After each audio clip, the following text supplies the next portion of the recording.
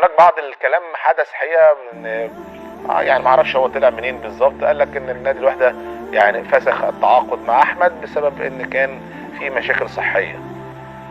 شوف حبيبي، انا بكلمك وهذه شهاده وحاسب عليها يوم القيامه. هو في دار حق الان، والله يرحمه ويغفر له ويصبر اهله.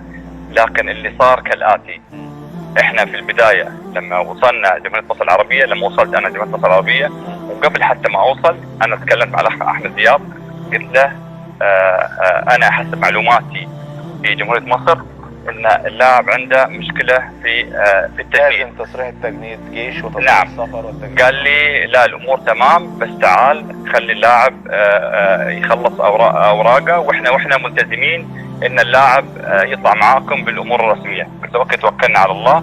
جينا خلصنا، قلت له خلاص انا عملت بحث طبي، اخذ اللاعب معاي وباخذه معاي على الامارات، لان انا عندي مباراه بعد كم يوم. قال لي لا، اللاعب مش هيقدر يسافر معاك لغايه ما نخلص له تصريح السفر.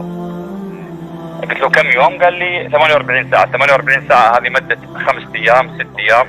كلمته مره ثانيه: يا احمد دياب، اللاعب لازم يسافر، انا عندي تسجيل للاعب في وقت محدد، الويندو بتاع التسجيل والانتقالات يعني بيسكر. فقال لي لا، خلينا كم يوم. المهم جا كلمني قال لي اللاعب بيطلع من جمهورية مصر العربية، هيروح على ليبيريا. قلت له يروح ليبيريا ليش؟ قال لي لانه تصريح وطالع لازم يروح ليبيريا. قلت له وبعدين؟ قال لي خلاص من ليبيريا ممكن يجي لكم. قلت له لا، انا اللاعب لاعبي يعني، وانا اللاعب متفق معاك وفي عقود موقعه بيننا وبينكم، اللاعب لاعبي. قال لي بس خليه يوصل غانا، واحنا ان شاء الله اللاعب راح نخليه يرجع من غانا، بس لازم يطلع. قلت له اوكي. سافر اللاعب، وصل غانا في الترانزيت. تفاجأت ان اللاعب الله يرحمه انه راكب الطياره بيروح ليبيريا. اتصلت في احمد دياب، قلت له حبيبي اللاعب كيف بيروح؟ اللاعب احنا متفقين معاك ان اللاعب من غانا هيجي واحنا حاجين له تذكره.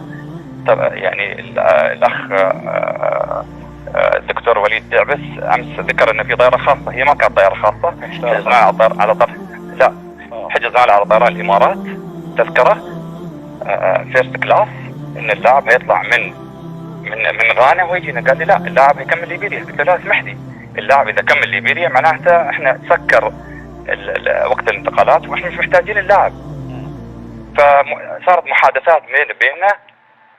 اخر حاجه خلاص وصلنا ان اللاعب نزلناه من الطياره اللي كانت طايره من غانا لليبيريا، والاخوان كان المدرب المحترم علي ماهر كان موجود واداري الفريق، فنزلوا اللاعب من الطياره قبل اقلاع الطياره بربع ساعه. نزل اللاعب قاعد ترانزيت 4 ساعات ووصل للامارات. حتى اللاعب ما كان عنده شنط، لانه كان وكيل اعماله ماخذ شنطه من جمهوريه مصر العربيه متجه الى الامارات في انتظار اللاعب. نعم. وصل اللاعب، اتصل فيني احمد دياب قال لي اللاعب لا تلعبه. قلت له ليش ما لعبه؟ قال لي اللاعب مش تقدر تلعبه لان الجماعه هنا، الجماعه انا ما اعرف مين الجماعه، اوكي مدينه تصريح فخلينا نخلص الموضوع ويلعب. قلت له لا يا حبيبي، انا دافع فلوس والسويفت بتاع التحويل وصلك انت عندك في حسابك اللي هو كان باسم شركه كوكولا اعتقد، صح ولا لا؟ او وصل كاس ماشي كوكولا. تمام. الاصل ملاك الاصل قال لي شركه كوكولا. قلت له فلوس وصلتك عندك، انا اللاعب اليوم قانونيا اللاعب لاعبي وتم تحويله بنظام التي ام اس للاتحاد الدولي. تم تحويله المبلغ الكامل بما فيهم فلوس احمد ولا الجزء الخاص بالنادي؟ لا الجزء الخاص بالنادي. اللاعب ياخذ رواتبه ومستحقاته من النادي دايركت شهري. تمام. فوصل اللاعب قلنا لهم لا، اللاعب هيلعب، ولعب اللاعب الله يرحمه. لعب كانت مباراة ضد النصر الاماراتي وتألق اللاعب، دخل الشوط الثاني عمل اسيست وسجل جول ما شاء الله. ايه الله يرحمه. فبدأ بداية جدا قوية بأمانة، بدأ جدا قوية، وكانت الناس كلها تغني له وتهلل له والفرعون المصري. وكان هو يمكن كان فترة طويلة ان لاعبين مصريين ما لعبوا في الدوري الاماراتي بعد حسين الشحات، فكان هو الخطوة اللي بتكمل مسيرة اللاعب المصري في دوري الامارات. بعدها بدأ كلمني في يوم الله يرحمه احمد رفعت، قال لي انا محتاج اقابلك. طلعنا وياه على العشاء نتكلم. قال لي انا عندي مشكلة في الجيش، انا وحدتي بتكلمني واصدقائي بيكلموني يقول انت عليك قبض واحضار في الشرطه العسكريه. قلت له كيف والتصريح اللي طالع؟ قال لي لا التصريح يقول ما فيش تصريح. طالع كتاب انه لا انت طالع ليبيريا. بالعلاقات مع الاخوان جبنا الرساله اللي طالعه من نادي فيوتشر واللي موجهه لوزاره الشباب والرياضه. وزاره الشباب والرياضه اللي الكتاب جاءها ان اللاعب رايح معايشه، لكن العقد الموقع واللي موقع عليه الاخ وليد دعبس، طبعا الاخ وليد دعبس بامانه ما كان له اي وجود، لانه هو جه بعد كده يعني اي بس هو اللي كان موقع العقد. هو اللي وقع. هو اللي وقع العقد، بس صراحه ما كان موجود ابدا، ولا كان واحنا ما شفناه ولا كلمناه ولا شيء بامانه. ما كان كل الكلام كان مع الاستاذ احمد دياب. كل الكلام والاتفاق والمناقشات الماليه والفنيه وطرق الانتقال كانت مع الاخ احمد دياب. الاخ وليد دعبس بعدين طلع لنا انا، بس قالوا لي لا هو هذا الرئيس القادم لازم هو اللي يوقع، فوقع الاخ وليد دعبس. فهذا اللي صار كله يعني.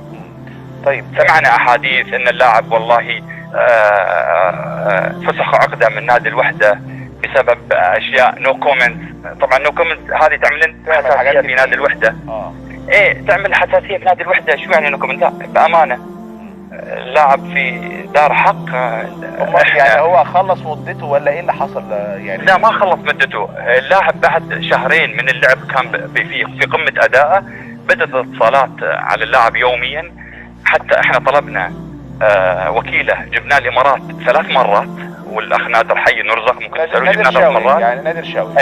تمام. جبنا وكيل نادر شاوي، جبناه الامارات عشان يقعد مع اللاعب. يا حبيبي حاول تهدى، العب استمتع بلعبك ان شاء الله تكون لها حل. احنا كنادي عاوزين مصلحتنا مع اللاعب، عارف كيف؟ طب ونادر نفسه كان بيقول لحضراتكم ايه في الوقت ده؟ نادر كان تايه بامانه. انا حتى كنت احاول اتواصل مع احمد دياب، ما كان في رد ابدا، لا بيرد تليفون، فجاه بعدين لقيته عامل بلوك. ما في تواصل يعني، مش عارفين بكره شو اللي حاصل. ما كان صوره واضحه. دلوقتي استاذ خالد كان ساعتها بقى يعني بيقول لحضراتكم تايه، انت حضرتك بتقول لي ان انت بتقولوا له اهدى. هو كان قلقان يعني ولا كان الان يعني طبعا انت تخيل كل يوم حد يتصل فيك من اصدقائك ويتصلوا فيه من الوحده العسكريه يقول انت لازم تحضر، انت عليك غياب، انت عليك حبس، صدر عليك قرار. كل يوم بالحاجه. الولد دخل في ديبريشن، دخل في ضغوطات نفسيه الولد في فتره، فخلاص بدا مستواه ينزل لانه تشتت. هو مركز في حاجه ومش مركز في الكوره اللي هي اكل عيش، عارف كيف؟ مش مركز في حاجه ثانيه، وانت لاعب سابق وتعرف. فاللاعب بدا، فخلاص المدرب قال لك لا انا مش مستفيد من اللاعب احمد، لان اللاعب عنده مشكله في بلده، فلازم اللاعب يروح يحلها. فارتئينا ان احنا بالانتقالات الشتويه انه خلاص يتم انهاء التعاقد، وتم انهاء التعاقد. لما بلغتوه بانه يعني المدرب يعني شايف ان هو مش في حالته، ان هيتم انهاء التعاقد، يعني حاله احمد كانت عامله ازاي؟ وكان رده وكان احمد كان متقبل، كان جدا متقبل. احمد كان جدا متقبل، انا عارف الوضع، لكن كان عنده تخوف، كان عنده تخوف كبير انه كيف يرجع مصر، ان الولد هذا لو سافر بين من المطار كان عنده تخوف. والدليل انه بعد ما تم انهاء التعاقد معاه قعد في الامارات اكثر عن شهر وشوي. كان قاعد عندنا في الامارات مده شهر وشوي، قاعد مش عارف لغايه ما شاف له حل، نزل القاهره وبعدين الرجل تم حجزه يعني حسب القانون. يعني طبعا ما في حد اقوى من القانون، خاصه في الامور العسكريه ما في حد اقوى بالقانون. نعم.